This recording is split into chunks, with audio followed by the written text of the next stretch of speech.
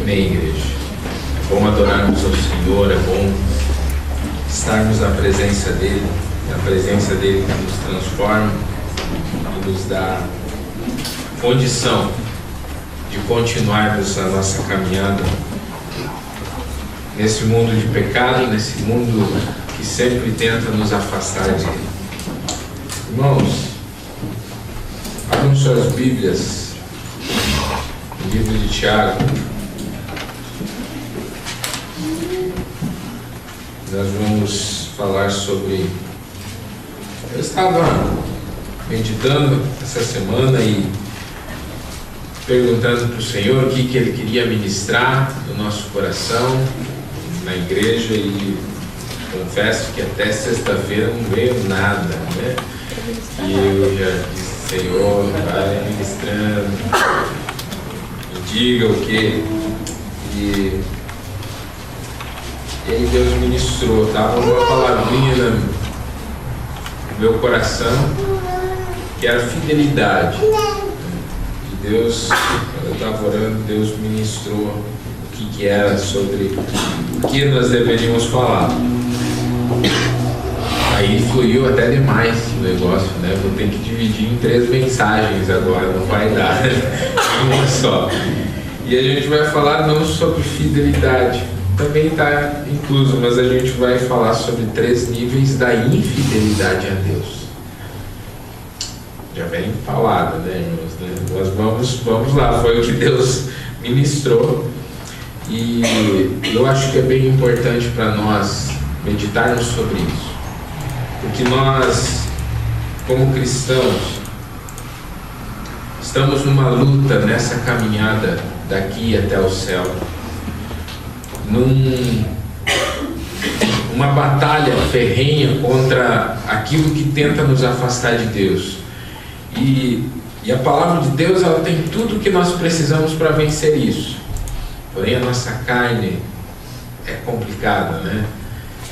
É aquilo que Jesus falou, Ele disse: olha, o espírito está pronto, mas a carne é fraca. Então, vocês vigiem e orem, porque isso é o desafio de todo cristão nesse mundo, né?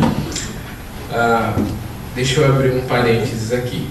Uma exortação em amor, uma admoestação, nem é uma exortação. Irmãos, procurem chegar no horário, tá? Às 7h30, para que a gente comece o culto no horário, a gente termine no horário. Procurem incentivar outros irmãos a estarem presentes aqui na igreja, justamente porque, sabe, irmãos, eu creio numa igreja que ela é igreja de segunda a segunda, ok? Mas domingo você tem a oportunidade de estar aqui adorando ao Senhor, junto como igreja, e é um tempo, é 1h30, é 1h30 que a gente fica aqui adorando ao Senhor, e nós precisamos como igreja entender isso. Será que Deus precisa mandar uma perseguição para nós compreendermos a importância de estarmos na igreja? E eu olho para os países perseguidos e eu vejo o quanto eles desejam estar na igreja. Você sabe o que é eles saírem escondidos nas ruas, as mulheres muçulmanas, né, tapadas com a Bíblia debaixo, né, daquelas burcas, e eles seguindo. Tem uma reportagem, procura lá no YouTube, você vai ver que loucura é aquilo. Eles seguindo no meio, assim, com os carros nas avenidas, dizendo: ó, ninguém pode descobrir, e tem que chegar um em cada horário naquela casa, e vão pro porão e tem que ver a festa. Eu digo, esses caras são loucos por Jesus mesmo, porque eles pulando, gritando lá dentro, claro, bem isolado, mas debaixo de uma casa, correndo o risco de morrer, e não perdem aquela oportunidade de estarem adorando ao Senhor lá. Então nós temos um livre caminho para estar como igreja. Então, irmãos, essas cadeiras vazias, elas podem ficar cheias se os irmãos começarem a incentivar outros irmãos. E é isso que a palavra diz em Hebreus 10:25, Olha, percebam que o dia está se aproximando. Então, admoestem uns aos outros, insistam para que eles estejam congregando, porque o dia está se aproximando, onde não haverá mais isso. Nós teremos uma reunião eterna, né? Mas essa oportunidade aqui, né, vai passar. E nós temos essa chance de adorarmos ao Senhor como igreja.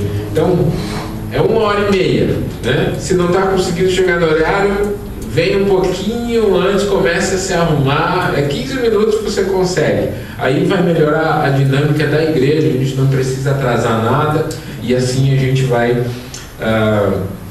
cultuando ao Senhor e se dedicando, né, a Ele de todo o coração, né? É uma admoestação em amor, tá bom? A gente entende, às vezes alguns têm filhos, alguns têm uma programação, mas se você puder, dedique-se a estar às 7h30 aqui, para a gente dar continuidade àquilo que Deus quer, que é a nossa adoração diante dele. Amém, irmãos?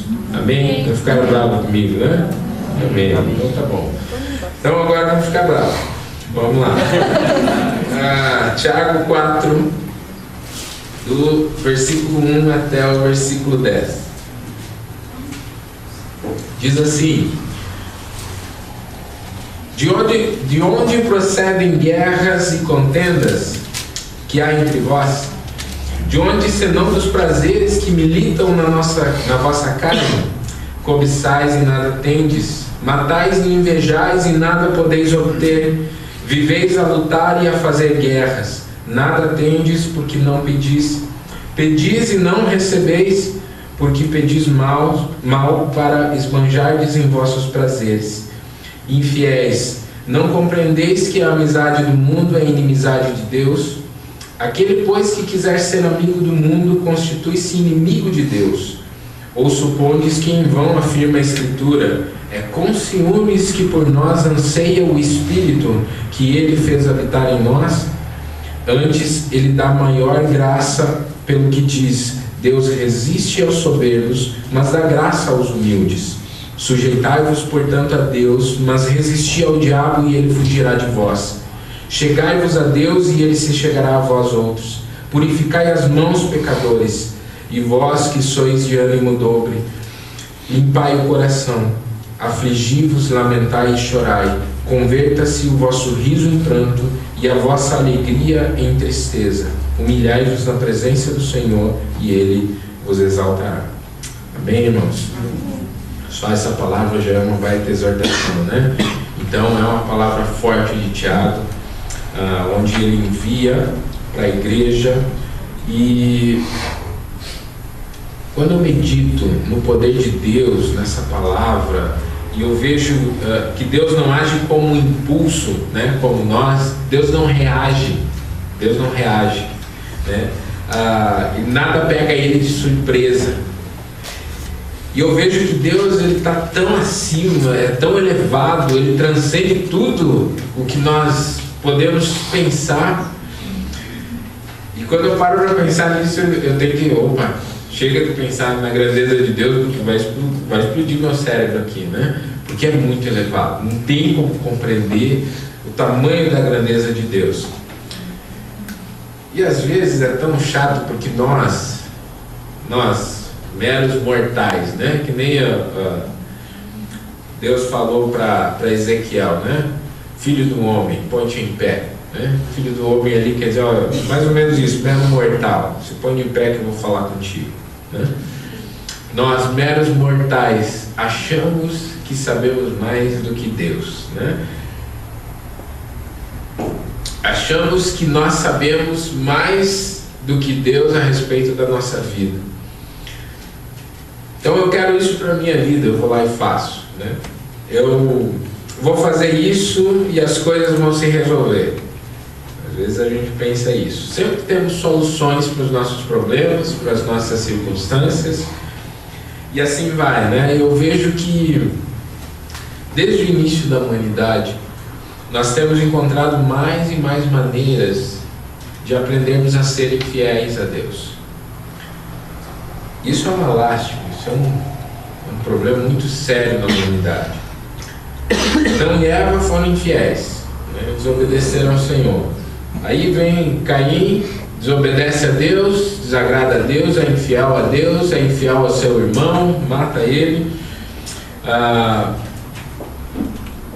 O povo de Israel, como um todo, no Antigo Testamento, é aquela história de sempre, né? Eu vou até Deus, aí eu estou bem, abandono Deus, daí depois aperta a coisa, eu volto para Deus, vou lá, choro, peço perdão. Então, vivia sendo, não há maior exemplo no Antigo Testamento do que o povo de Israel, né? O povo de Deus, que abandonava Deus sempre, né? E sempre infiel. Deus usa em um momento lá no livro de Oséias, até a história, né, de Oséias, onde ele acaba casando e Deus manda ele casar com uma adúltera, uma prostituta, e ela trai ele. E ele, a partir dali, ele demonstra, né, Deus demonstra o quanto Deus sofre com o povo dele por causa, né, desses adultérios que o povo de Deus vive cometendo contra ele, né? Os 12 discípulos mesmo, um traiu ele e o resto tudo abandonou ele na hora que Jesus precisava, né? Né? Era previsto isso, porém abandonaram a Jesus ali no final na morte dele, né? Na crucificação de Cristo. E a verdade é que é o seguinte, é que a infidelidade a Deus tem sido tão presente na vida de muitos cristãos que é difícil você encontrar uma igreja hoje que você possa dizer assim, essa igreja está passando por um avivamento. Eu não sei, pelo menos eu não conheço, porque volume de pessoas não é avivamento. Volume de pessoas não tem nada a ver com avivamento. A igreja pode ter 10 mil membros e uma espiritualidade totalmente vazia, sem Deus. Pode ser que ela vá, a igreja estoure, faça tudo o que ela quiser fazer e mesmo assim ela não tem nada de Deus. É aquilo que Paulo fala sobre o amor, né? Eu posso entregar o meu corpo para ser queimado, mas se não tiver amor, não tem nada, não vale nada. E é mais ou menos isso que eu tenho visto. E é difícil porque gritaria, música boa, sei lá o que mais, não é avivamento. Avivamento, ele traz arrependimento, traz mudança de vida, traz intimidade com Deus, traz palavra de Deus sendo pregada como ela é, traz a nomeação de pecado como pecado, e não como vamos passar, vamos relevar, vamos, assim. Pecado é pecado, né? E a gente entende que essa igreja que está sendo perseguida por querer manter a palavra de Deus, só está vivendo um avivamento.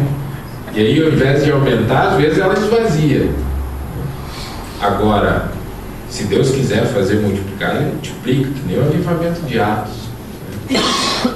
Havia arrependimento e havia uma igreja firmada na palavra de Deus, né? Os bereanos iam lá conferir o que Paulo falava, né? Era assim.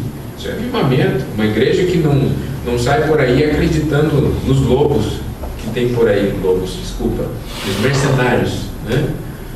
Que vão falando da palavra de Deus, que distorcem a palavra de Deus e trazem mérito para si mesmo apenas. E aí a gente sabe toda a história, né? Mas assim, irmãos, hoje a gente vai iniciar a caminhada. Eu ia falar sobre 3 níveis da infidelidade a Deus. E essa então é a primeira parte. São 3 níveis: espiritualidade, materialidade e relacionamentos. 3 níveis onde a gente costuma ser infiel a Deus e a palavra de Deus. Então vamos falar sobre o primeiro nível hoje, que eu creio ser óbvio, na verdade, né? Que é a espiritualidade, onde é mais fácil nós sermos infiéis a Deus. É a coisa mais fácil. Então todo cristão sabe as práticas espirituais que ele deve fazer, que ele deve praticar para não se afastar de Deus, né? Quais que são? Vamos lá. Orar. Leitura da palavra. O que mais? Jejuar. ir à igreja, né? São coisas simples, né? Coisas simples.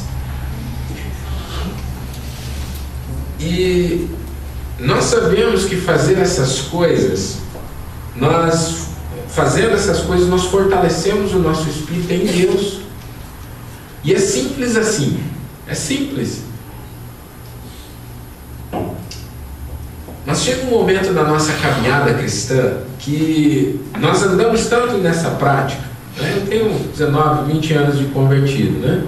Passei na igreja desde pequeno, né? Ia na ZBD para decorar versículo, ganhar bombom, as professoras davam, desde pequenininho, né? Sempre estava lá metido no meio da igreja. Meu pai, graças a Deus, me conduziu desde pequeno à igreja e a gente aprendeu desde lá a palavra de Deus. Mas chega um momento na nossa caminhada cristã que, de tanto a gente fazer isso, nós oramos muito durante a vida cristã, nós lemos a palavra, sei lá quantas vezes eu li a Bíblia, né? O Antigo Testamento menos, mas o Novo parei de contar há muito tempo, li muitas vezes, né? Esses dias, quando eu estava 15 dias na cama, aproveitei o Novo Testamento inteiro, ouvi ele, né? Então é rápido demais. Li muito a Bíblia. Mas chega um momento que nós fazemos tanto isso que a gente acha que tem o direito de parar um pouquinho, parar um pouco de orar, parar um pouco de ler, parar de ir à igreja, parar de jejuar, né? Fazem jejum de jejuar, né? Param. E essas coisas a gente acha que não tem problema parar, mas aí é que começa o problema.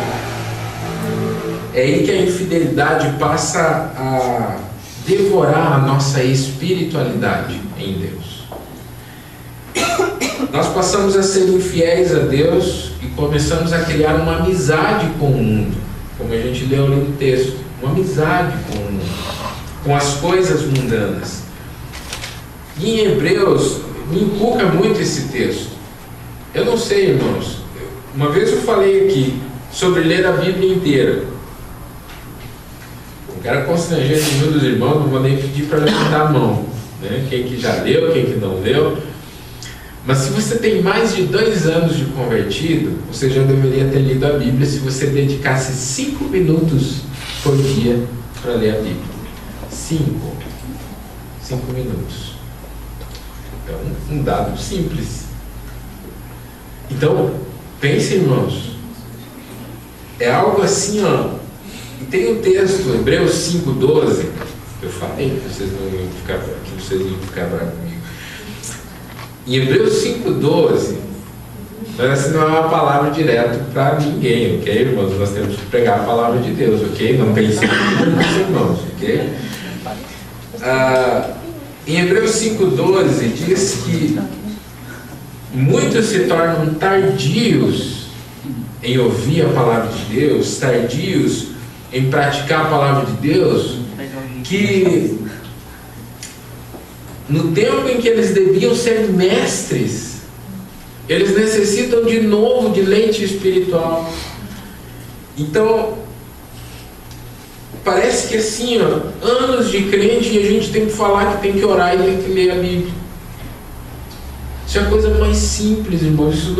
Isso não precisa falar aqui de público. Você sabe, eu sei que todo mundo sabe aqui. Mas é algo assim, ó, que parece que o mundo hoje está proporcionando para a igreja, ou está tentando invadir a igreja com esses conceitos que atrapalham toda a dinâmica de vida cristã. Eles ocupam tanto o teu tempo com as coisas do mundo, né? O mundo ocupa você com muito tempo para dispensar para ele, que as coisas de Deus, as coisas espirituais que não deixam você cair espiritualmente, acabam sendo deixadas de lado. Então, a prática de vir à igreja, por exemplo, deveria ser algo assim, ó, não. Quem é que pensa assim, ó, acorda no domingo e diz, domingo é o dia do Senhor, vou dedicar para o Senhor mesmo, né? Não é todo mundo. E a maioria das pessoas esqueceu o significado disso, o dia do Senhor. Ele virou o dia meu, o dia do descanso para mim, né? Não é um dia para buscar Deus. O dia de descanso, no sábado na Bíblia, ele era totalmente dedicado a Deus. Eles começavam a se preparar, os judeus, na sexta-feira à noite, para o sábado.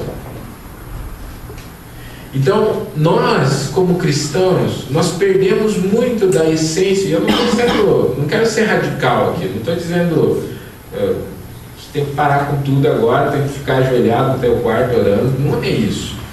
Eu quero trazer para os irmãos essa palavra de Tiago, porque parece que a igreja está sucumbindo diante daquilo que o mundo está dizendo que ela tem que ser. Então, se o mundo diz, a igreja agora ela tem que ter showzinho, tem que ter luzinha colorida, tem que ter isso, senão não atrai as pessoas. Não é isso. Se a palavra de Deus não atrai, o que vai atrair então? Eu lembro de um pastor que fala assim, que se você fizer alguma coisa para atrair pessoas, se você fizer uma coisa assim, do tipo show, fizer alguma coisa assim, e é isso que atrai a pessoa, você vai ter que sempre continuar fazendo algo novo para poder manter ela, senão ela não permanece na igreja. Porque a atração dela na igreja foi aquela coisa, não Cristo. Se a cruz de Jesus não te atrai à igreja, meu irmão, qualquer coisa vai te tirar da igreja. Qualquer. Quem tem que te trazer à igreja é a sede de ter intimidade com Deus e de adorar o Deus que te salvou. E é esse o desafio.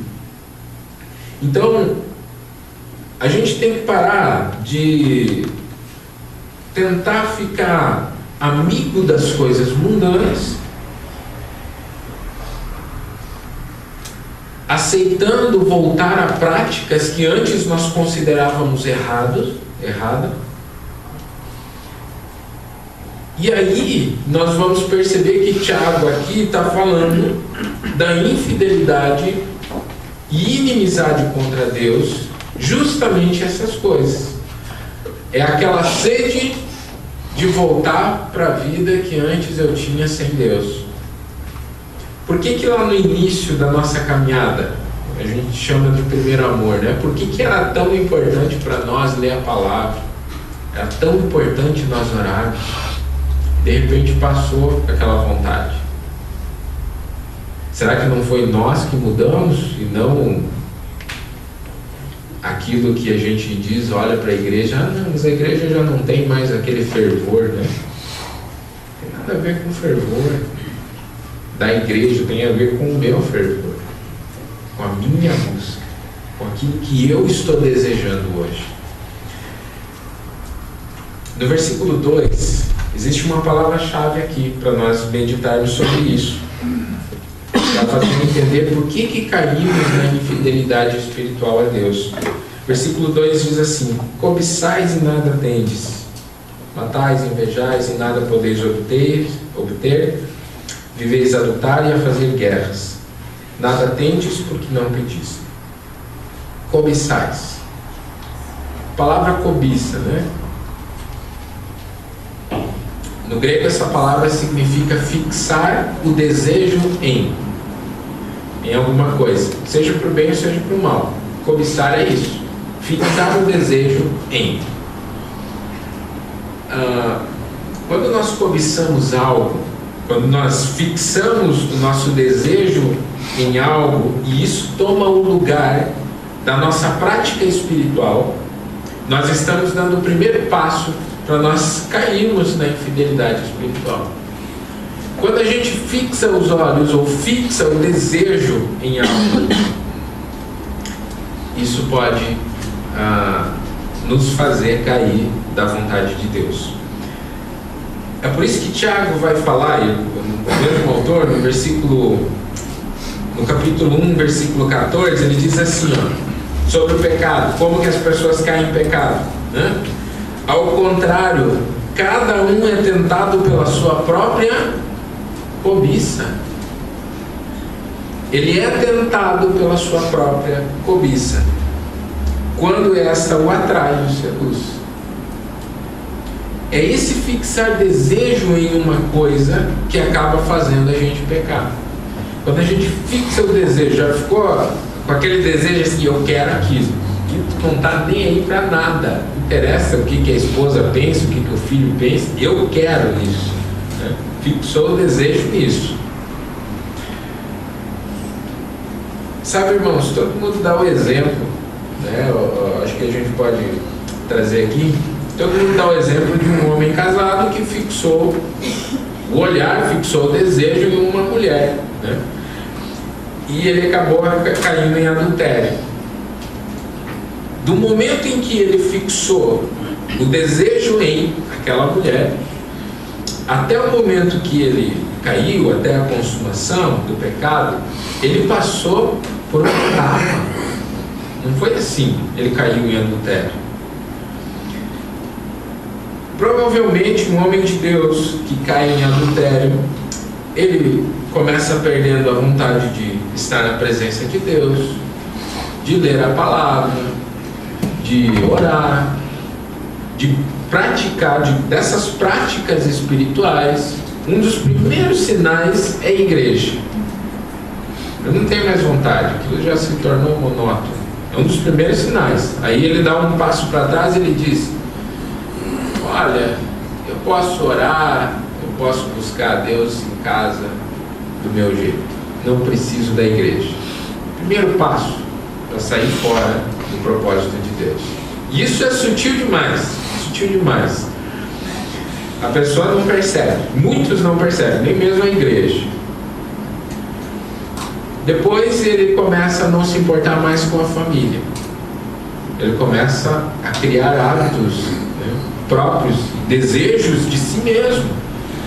Eu quero isso, eu acho que para mim é bom. E ele começa a pensar em si mesmo. Aí ele começa a se interessar pela vida antiga, começa a justificar, dizer, não, mas isso não é tão errado, porque aqui é a Bíblia. E ele começa a buscar mestres para si mesmo, como Timóteo fala. Depois é só uma questão de tempo para que a consumação do pecado aconteça. Isso tudo é verdade, né? Não tem o exemplo de um homem adulterando, é assim, né? É isso que acontece. Mas você já parou para pensar de que às vezes você está tão fixo num projeto de vida, você está tão fixo em um desejo pessoal, você está tão fixo em um estilo de vida, tão fixo em ser rico, em ter muito dinheiro, que você só sabe orar por aquilo, que a tua vida ela é movida por aquilo. Você só quer receber palavras de incentivo que vai dar certo, porque você está buscando aquilo. A sua espiritualidade se resume apenas em orar por aquilo.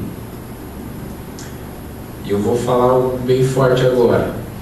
E eu posso te afirmar o seguinte, de que a sua oração, a oração dessa pessoa, ela é mais carnal do que se você não orasse. E eu sei que é bem forte isso. Mas se você ora apenas a Deus por coisas que você quer, sem perguntar se isso é a vontade de Deus, essa é uma oração carnal. Ela parte da tua carne, não do teu espírito. É por isso que nós precisamos tanto do Espírito Santo, né? Porque ele consegue interceder por nós com aquilo que a gente não consegue. E aí ele vem e nos ajuda. Opa, será que essa é a vontade de Deus mesmo? Será que você está orando conforme a vontade de Deus? Eu sei que isso é fortíssimo, você falar que uma oração é carnal. Mas, meus irmãos, infelizmente acontece muito isso. E eu vejo que quanto mais se aproxima de Cristo voltar, as pessoas estão, parece que, cada vez mais afastadas de Cristo. Elas estão justificando cada vez mais para se afastar de Cristo em vez de se aproximar dele. E é muito importante, irmãos, isso, porque olha só o que o texto diz: vocês pedem e vocês não recebem nada. Por quê?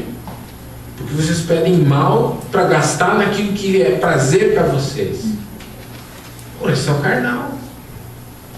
Vocês estão pedindo por causa daquilo que vocês têm de prazer. É isso que vocês querem. Vocês querem o prazer de vocês, não querem o prazer de Deus.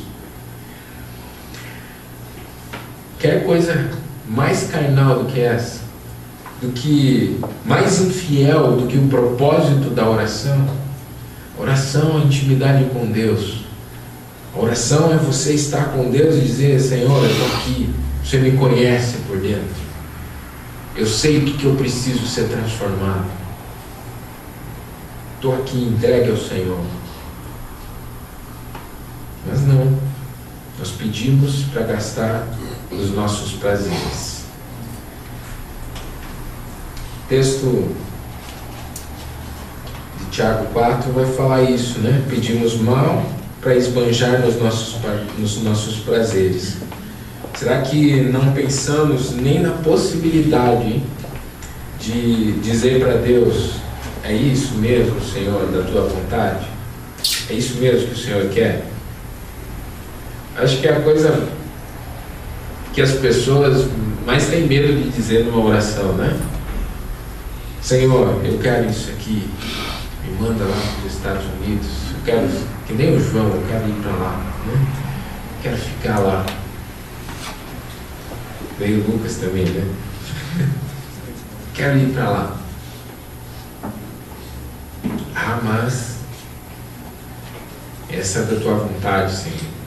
Não, a gente tem que profetizar, vai dar certo, vai dar certo, nós vamos ir para lá, nós vamos fazer isso. Irmãos, eu queria muito ir para a África, ser missionário lá, né?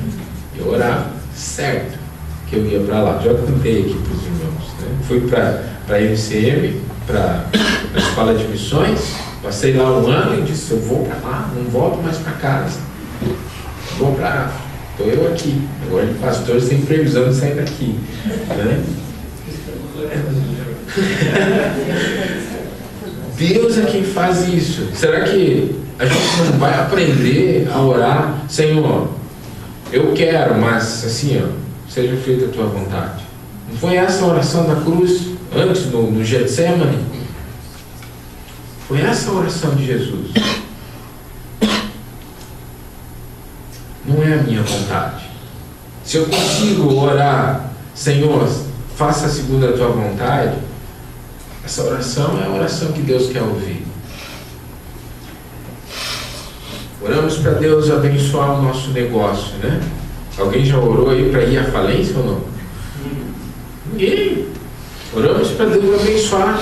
E a gente profetiza: vai dar certo, Deus vai abençoar. E quando eu vou orar por alguém que tem uma empresa ou que está passando por uma situação de negócio, eu digo: amém, eu oro para que Deus abençoe, né? Para que Deus abençoe aquela família e isso. Mas essa pessoa já orou perguntando se Deus quer abençoar ele, se quer fazer ele enriquecer com aquele negócio. Pois eu quero dizer que Deus conhece o coração de cada empresário. Deus conhece o coração daquele que está projetando o sistema milionário, né, que ele quer implantar. E eu quero dizer o seguinte: que se Deus não quer que você cresça, Ele pode não querer, sabia? Se Deus não quer que você cresça, passa a vida inteira correndo atrás de dinheiro e você não vai crescer.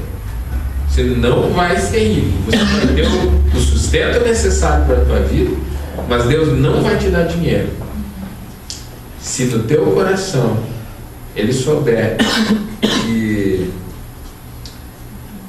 se Ele te abençoar com muito dinheiro, você vai se afastar das práticas espirituais que são comuns a todo cristão. se te abençoar com o dinheiro vai fazer você se afastar dele, você vai ficar penando a vida inteira. E aí você vai dizer, mas por que Deus não prospera?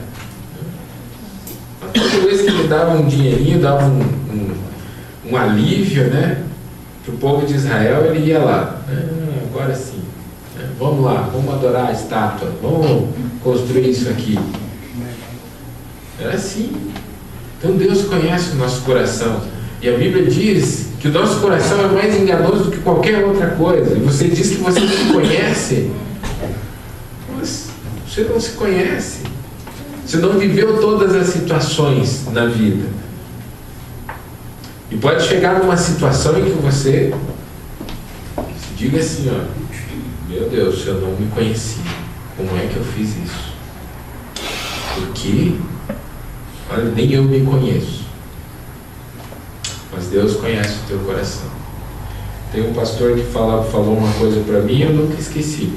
Cuidado com o que você pede. Você pode insistir e Deus pode te dar. Deus conhece o teu coração. Ele sabe o que é melhor para você.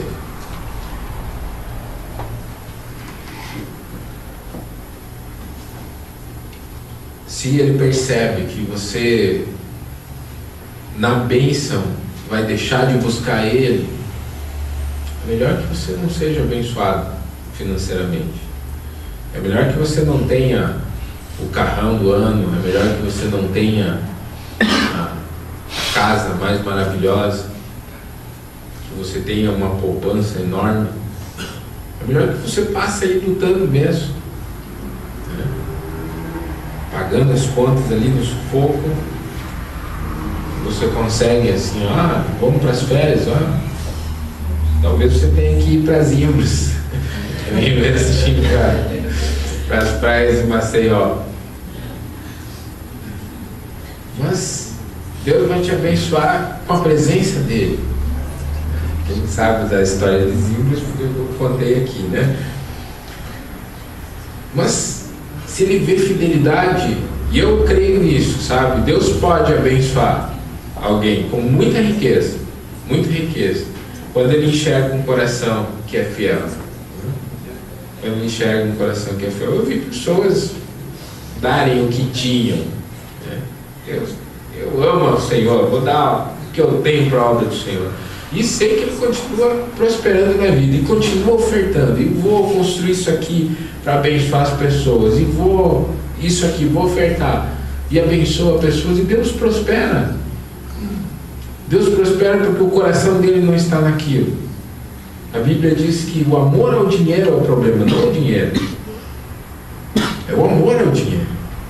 Então, quando a pessoa é desprendida, quando a pessoa ela abençoa, Deus abençoa ela, para que ela seja abençoadora. Sabe, irmãos, primeiro Ele tem que tratar o nosso coração em algumas áreas, para que a gente possa prosperar em outras, né?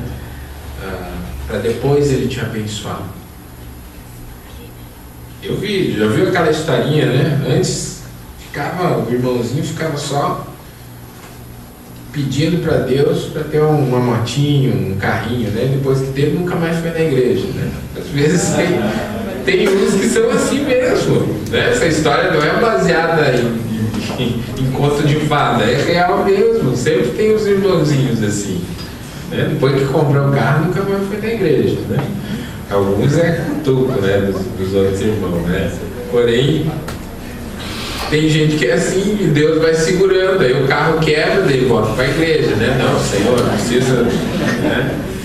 E assim vai indo. Mas, irmãos, nós precisamos entender que fidelidade a Deus, a espiritualidade é muito mais importante do que tudo.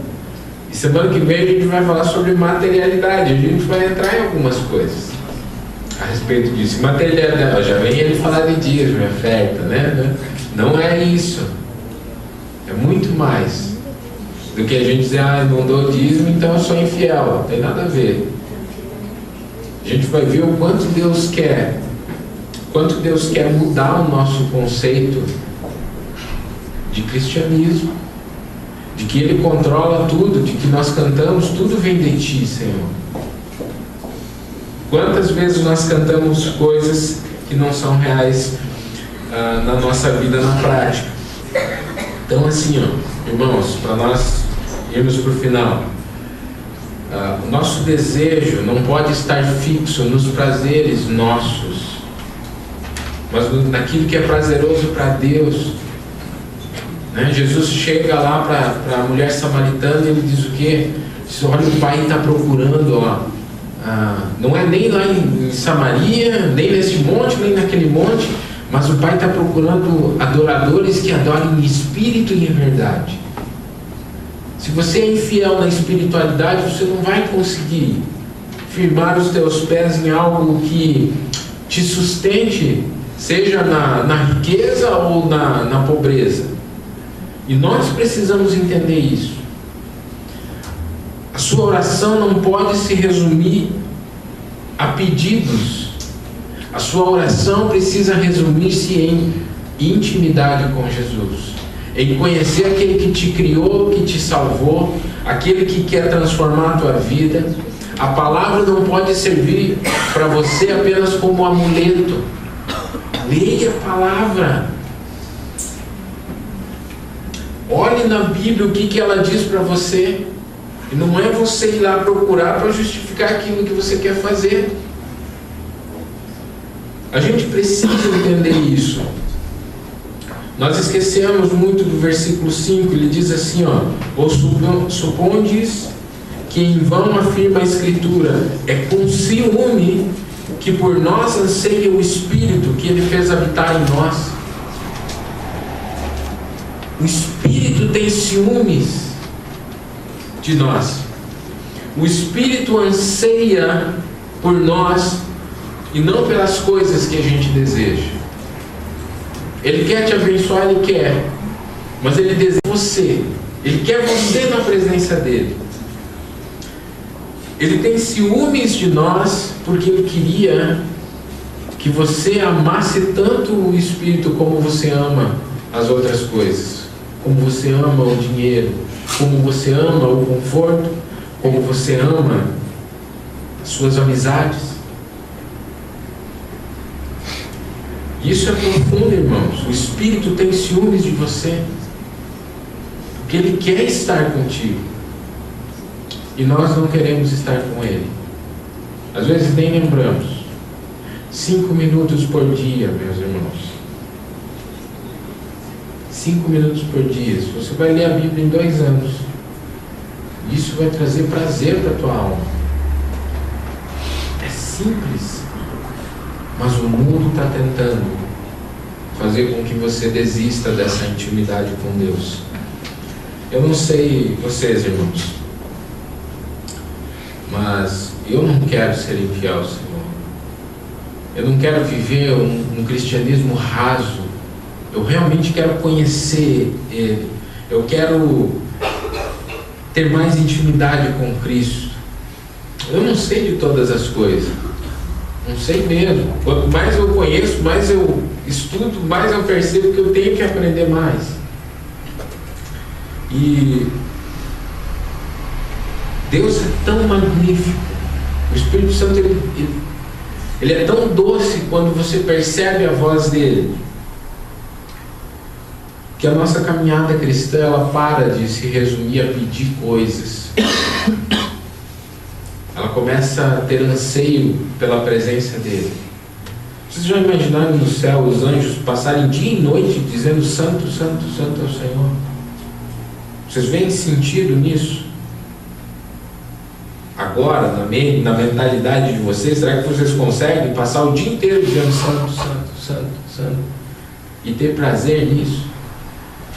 Os anjos têm prazer em fazer isso dia e noite. É isso que tem que chegar na nossa mentalidade, que espiritualmente o nosso espírito deve adorar ao Senhor em todo momento. Em todo momento. E ter prazer nisso. É isso que precisamos. O chamado para nós está no versículo 8, que diz: chegai-vos a Deus e Ele se achegará a vós. Veja que ele diz: chegai-vos, e ele chegará a vós. Deem um passo. Eu não conheço Deus, eu não consigo mais sentir a presença dele. Dê um passo. Não é ficando em casa que você vai sentir a presença dele. Não sei que você fique orando o tempo inteiro, mas domingo você tem que orar exatamente no domingo às 7h30 da noite. Não. Esteja junto, adore como igreja. Isso vai te aproximar do Senhor. Não fixe o desejo em outra coisa, a não ser na intimidade que você pode ter com Cristo. Alguns dias atrás a Ellen pregou aqui sobre essa intimidade. E eu vi que muitas pessoas foram tocadas. É disso que nós estamos falando. Fidelidade a Deus começa na nossa espiritualidade. Espiritualidade. Não seja infiel a Deus na sua espiritualidade. Oração, leitura, jejum, ir à igreja, comunhão com a igreja, continuam sendo as práticas essenciais para você não desanimar nesse mundo, para você não cair no mundanismo, para você não chegar ao ponto de reconhecer que você está sendo infiel a Deus. É simples, simples mesmo. Oração, jejum, leitura da palavra, comunhão na igreja. Tem que praticar essas coisas se você quer prosperar espiritualmente. Semana que vem a gente vai falar da infidelidade na materialidade. Como nós caímos fácil nessa armadilha que o diabo tem usado. O diabo tem usado para agarrar pessoas e fazer com que elas se preocupem mais com a vida terrena do que a eternidade. Amém, irmãos? Vamos orar? Se coloque de pé no ministério de louvor.